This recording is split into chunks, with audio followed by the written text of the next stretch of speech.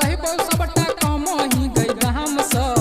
फल फूल लहिबो सबटा कमही गई गाम स मम्मी गई हमारा हाथ दे रुपया 500 मम्मी गई हमारा हाथ दे रुपया 500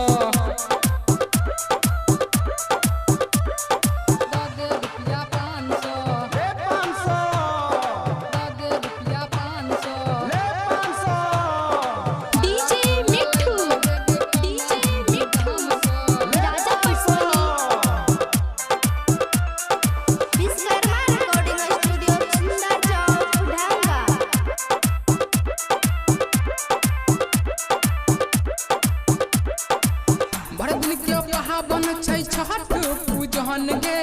घाट पर मैया कहे दर्शन गे सब मिल घाट के फूल से सजेबै बम पड़ाका से धूम मचेबै हे गई बड़ दिन के बन छठ पूजन गे घाट पर मैया कहे दर्शन गे सब मिल घाट के फूल से सजेबै बम पड़ाका से धूम मचेबै खाता पर रुपया एलै मैया के नाम से मम्मी दे हमारा हाथ दे रुपया 500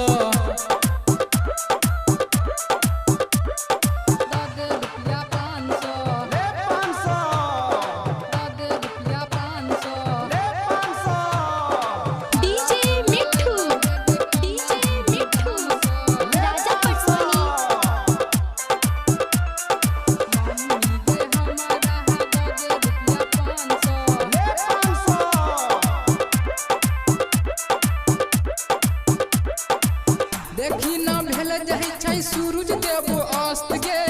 मैया के भगती में भक्त छै मस्त गे